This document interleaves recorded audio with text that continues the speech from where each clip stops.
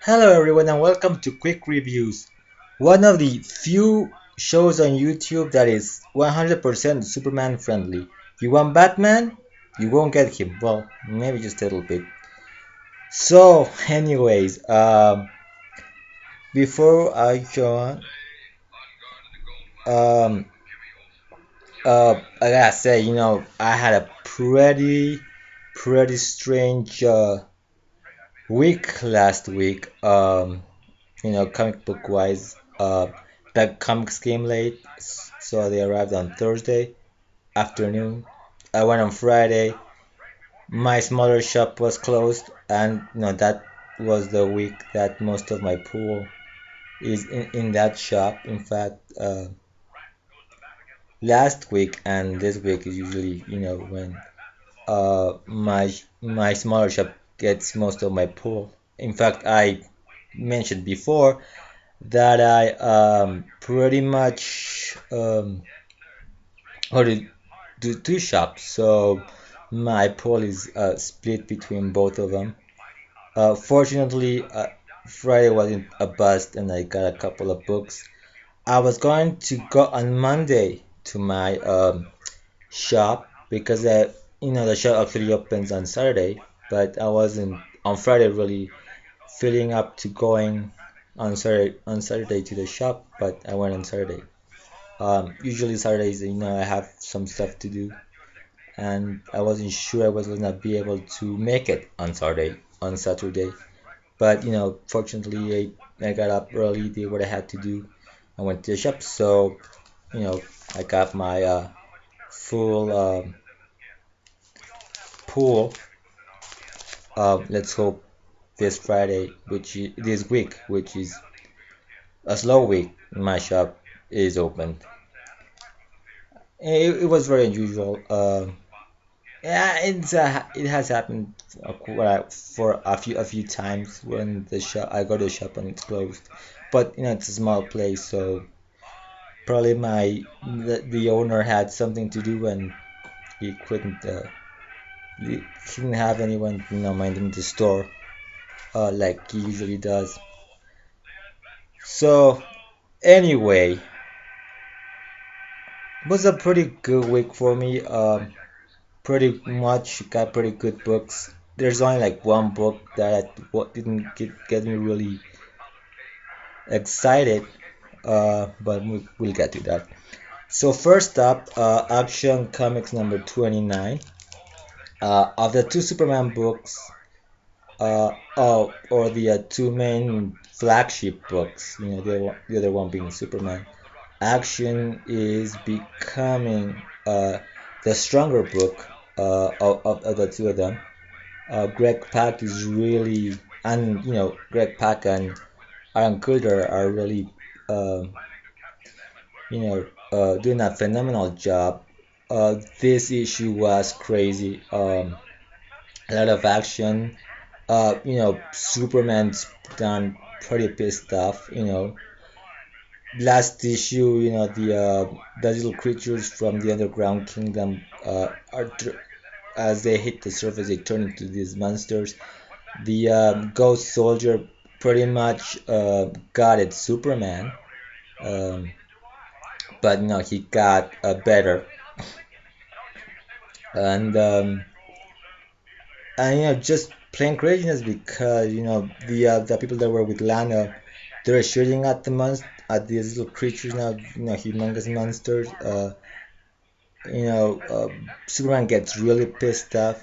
Finally Ghost Soldier kills all of these little guys who were more than anything scared and frightened, you know, because of their transformation. And and it wasn't really their fault. So Superman really gets mad because you know for Superman there are two choices. There's always a third way, and you see it here. A he would figure out a way to save everyone. The Ghost Rider didn't give him that chance. And the art here is just seeing Superman mad as hell. is just, I mean, incredible. I mean, check this out, man.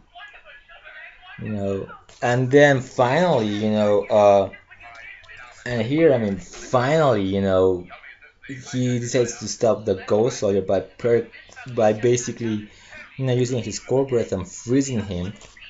And he does get the answers to whom sent the Ghost Soldier in the first place, which is the mysterious tower that's been kind of been mentioned in the various um, in the past few issues of Superman. So next issue is you know the secret uh, of the tower. Now, what's interesting is the ending. If you've seen Sleepy Reader's video, he actually wanted to know who this woman was, and I have no idea.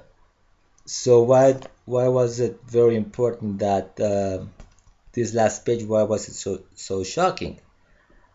As it turns out, and I actually missed it, and on Monday, yesterday, I read a review of this issue, and it was actually pointed out that the CEO, this woman Harrow, is actually intangible, and I have completely missed it.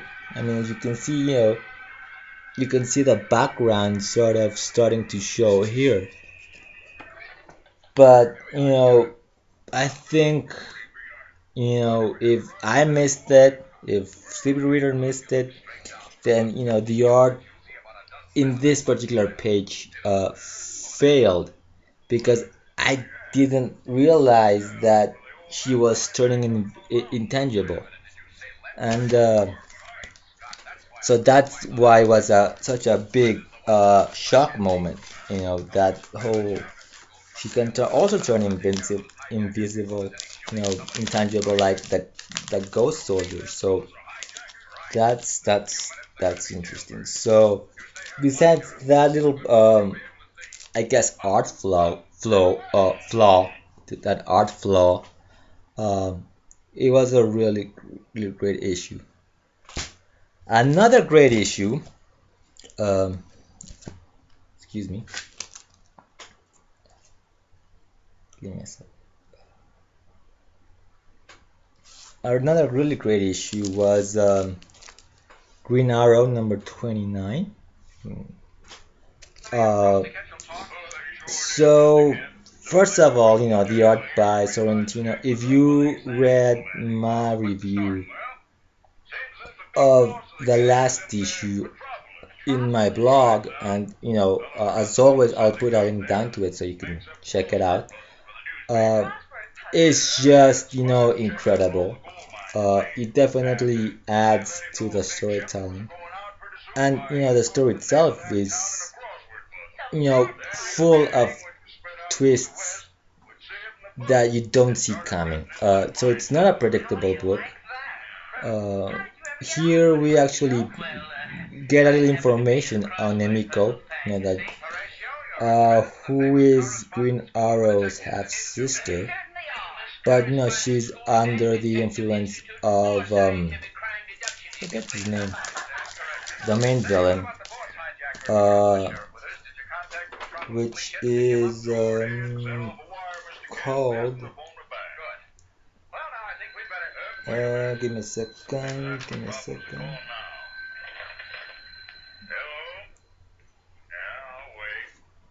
His name is. Give me a second. Let me see.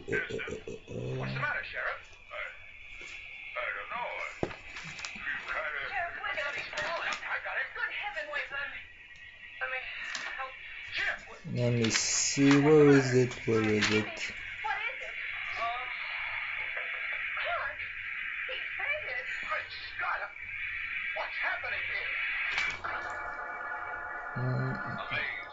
Lacroix, but I don't really remember his villain name. So sorry about that. So we learned that Emika's father had been kind of manipulating the girl for a long time. So when Green Arrow finally shows up, she doesn't know who to believe, and she ends up shooting Green Arrow in the head. So um, so the story moves from the island. It takes place in Prague as Green Arrow is hunting down the outsiders. Um, he's able to stop one of the boats that has, I believe, it had explosives, and it's part of their bigger plan. Their bigger plan, but he only stopped four out of, I believe, five boats. Um, so yeah, pretty crazy stuff going on here. We get a little more on the stuff that's going on in Seattle as well.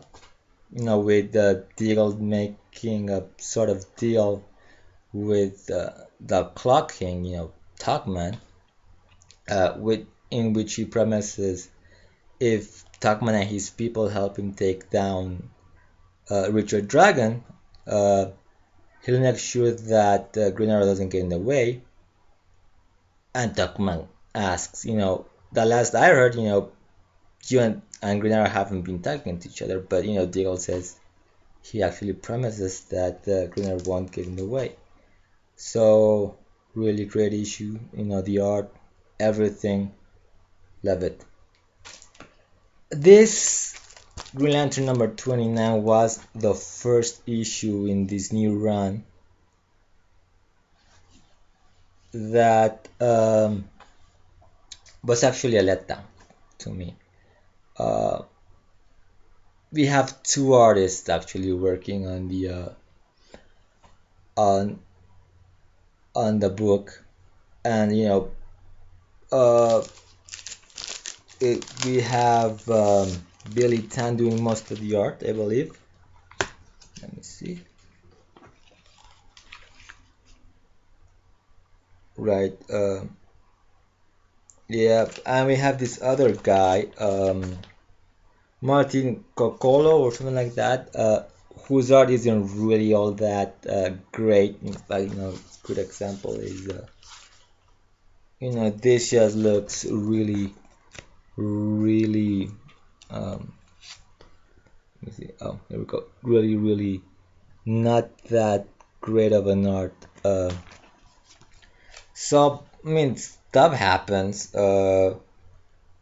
Basically, the Green Lanterns are getting ready to go to war, uh, and you know, Hal admits that he can't go solo like he was doing, and he pretty much has help from some of the Green Lanterns, including Kilowog and Salak. But really, Shane Walker still having issues with his hope. So it's basically the Green Lanterns getting ready to war. Wasn't very exciting. The first issue that let me down so far. So I'm hoping it gets better. Forever Evil number 6, which makes me question why we need all the freaking tie-in sense. This series alone works well. Again, we learned that the mysterious prisoner, finally, the masked, the hooded man, is actually Alexander Luthor of Earth 3, who also happens to be the Earth 3 counterpart of Shazam. It's a pretty violent book. You know, Captain Cold pretty much names Johnny Quick. Black Manta kills, Alfred of Earth 3. You know, they finally arrive and try to save Nightwing, but apparently Luthor's plan was actually to sort of stab his heart and then revive him. But Batman's getting in the way. Uh, it was a I wouldn't say it was a fun issue. I mean, it's pretty darn bloody, but it was okay. I still don't know why we need all the other tie-ins. With this as the basic title, this is what the main story is anyway. Those other titles really seem, a little excessive. So the books that I got on Friday from my larger shop was this one, the annual for Batman Superman, the first annual, which is for it's a heavy price, but it's a $6 book, 5.99. So usually heavy books like this, heavy in price, that the larger shop is always better for me because the smaller shop uses a different exchange rate than the larger shop. So usually, high price books, are a little bit cheaper for me to get. So anyway, nice 48 page, heavy book. It's, I mean, pretty much the same as the Lois Lane book that came out, but it's got the glossy cover, heavy stuff, paper and everything. So the story is written by Greg Pak. It has three artists working on the book. Jay Lee doing chapters 1 and the epilogue with former Superman ongoing artist Kelly Rockerford doing the second chapter. Philip Tan doing the last chapter. So I'm not sure if I'll be picking up the regular series of Batman Superman, at least not throughout this arc, because it's a crossover with World's Finest, and apparently both books are coming out at the end of every month. So that's a heavy week for me anyway. So, and I'm not reading World's Finest. In fact, I started to read that book. I had to drop it, along with Earth 2 and a few others, because at that time I couldn't really afford getting so many books. And now that they're coming out at the end of the week for the crossover, on a heavy week for me, I might actually skip that crossover and try the next arc. So, anyways, but I really did have to pick up this annual because it's sort of like the epilogue to the last arc, the Mongol arc, the one with the sideways arc. Uh, and it's also kind of like a first with members of the Superman family meeting members of the Batman family. And I think people should really, and it also marks, if I'm not mistaken, the first appearance of Steel in the current day DCU, since his last appearance was back in Grant Morrison's run. At the end, actually, Steel left Metropolis, and I think he went to Africa, something like that, to do some charity work or something like that. So this is like his first appearance in the present day DCU. So the story is kind of simple, you know. Uh, the son of Mongul comes to Earth to challenge, the people that took his father down. I mean, he's not gonna rescue his dad because he lost. So in the what makes Apocalypse be War World philosopher, World World law, if you lose, you lose, and you have to face the consequences of that loss. But he wants to challenge both of them.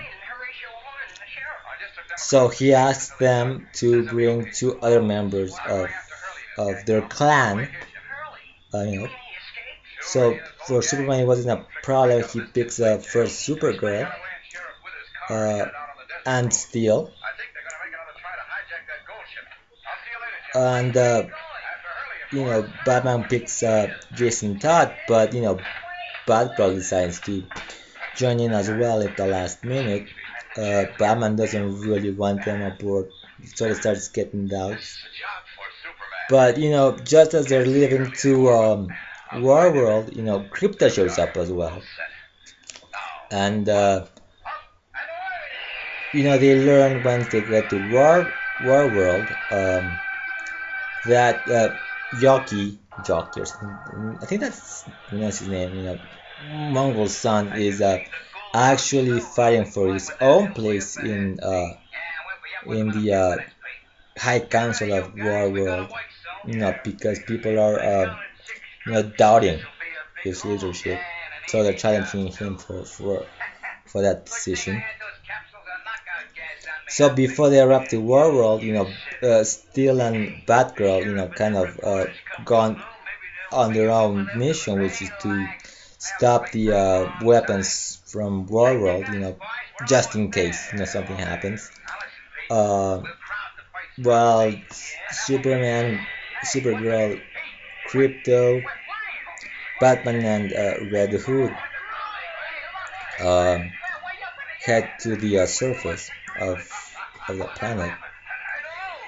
Uh, and once in the surface, like I said, they learn that Mongol Sun is fighting for his own, place in the High Council. So Jason Todd, being Jason Todd, he actually helps um, um, uh, Jockey, Mongol Sun, defeat his uh, enemy, and Batman claims Mongol Sun to his clan. So for most of the issue, we see them go through various battles until final things start really going to hell at the very end, where basically, it's a battle to the death. But throughout the whole battle, Mongol Sun working with Batman kind of uh, gets a different perspective and decides to be merciful uh, and wants to change War World's way. Of course, that doesn't really go well with all the spectators and everyone in War World. So they're all fighting. They go. Everybody's going over fighting Mongol Sun. Uh, Finally, after hours of trying to figure out how to turn off those guns as weapons, uh, and all the time, we have Batgirl telling so, let's blow it up, let's blow it up. They finally blow up the weapon system. A War World is coming down to Earth, straight to the Arctic. Everybody leaves, Batman tries to save Mongol's kid, Jokey. Uh, he doesn't succeed. Uh, and Superman just flies to his fortress, and suddenly, Warworld gets thrown into the Phantom Zone, and there, Mongol kills his son. Uh, so it's a lot of action. There are really great moments, particularly with Superman and Supergirl. Greg Pak, sort of forgot that they really aren't speaking with each other. There's a really great relationship between them. The strange thing though is when Wonder Woman meets Supergirl, there's no reference to hell on Earth, where they originally met, fighting each other. So I think that was, nice that it was, forgotten. That was a really nice, good first meeting. There's some really nice moments between Jason Todd and Supergirl as well. So yeah, really great book. Totally worth that $6. And I bought back issue, and it's Rachel Westman number 13. So those were all my books for this week. Like I said, next week or this week is gonna be a very light week for me.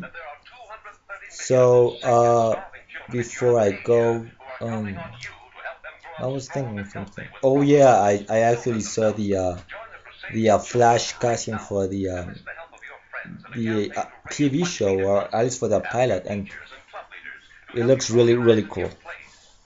So, oh, by the way, if you're listening to little noises here, we're actually listening to the old Superman radio program. I'm listening it online. So,